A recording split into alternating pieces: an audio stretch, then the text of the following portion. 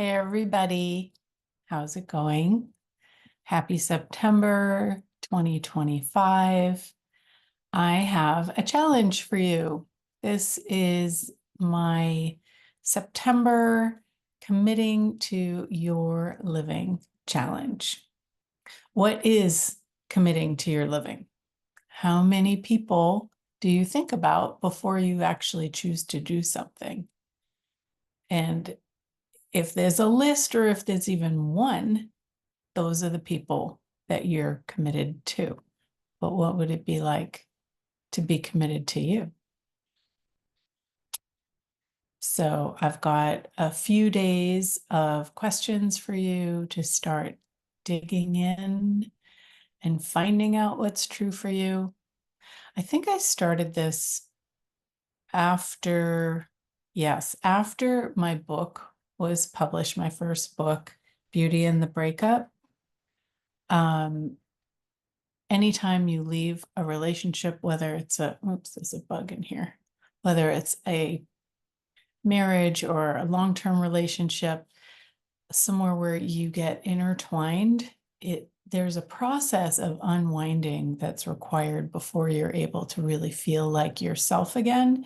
And I find that a lot of people don't actually go through the process. They just try to jump into another something, and you keep yourself distracted, and you are a people pleaser maybe, and it's so much easier to perceive what other people need or want or require or desire and try to fulfill that. And it gives you this sense of like accomplishing something. But in those moments where there's nothing else to do and no one else to serve, what do you actually choose for you? What is fun for you?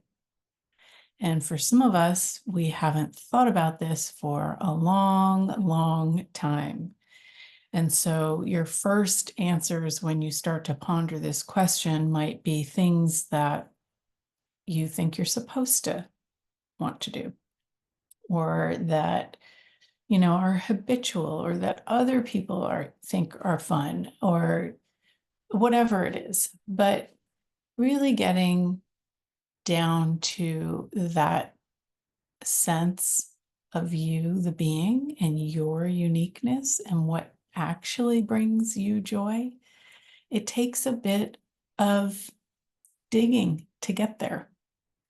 And so today, the beginning of the Committing to Your Living challenge is to write down a list of things that you enjoy, that you haven't maybe given yourself time to do, like things that you loved doing when you were a little kid, maybe you were 6 or 7 years old, and it was easy for you or fun for you, something that you could play with. So make your list and then ask yourself, which of these can you start adding to your life now? Fast forward all these years. And how much fun would that start to infuse into your life? Many of us at this stage of the game, working takes up a huge section of your day. And if you're lucky enough to enjoy your work, awesome. But many people are doing things that they don't really love. And that takes a lot of energy. And so you don't feel like you have energy left over to do other things.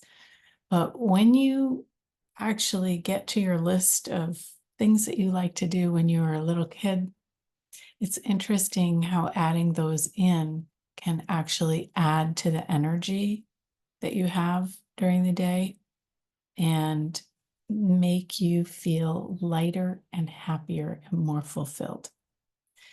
For instance, one of the things that I used to love doing was craft projects, knitting, crocheting, needlepoint, all of these things. And I've been crocheting. I made this sweater. And it's just something that's easy and fun. My grandmother taught me when I was a little kid, and I've just always loved making things with my hands. And even though one of my businesses requires me to make things with my hands and I love it, there's something to doing business and creating things for sale or for the public that's different than doing for yourself. So I've been making these sweaters that are cozy and soft and fun, and it just adds to the enjoyment of my life. So what can you choose and add into your life to make it truly fun for you? I challenge you, and if you have some ideas that are fun, it might be nice for other people to see, write it in the comments below. And let's see what we can create over the next few days, committing more to what makes us happy and joyful. How does it get better than this? See you tomorrow.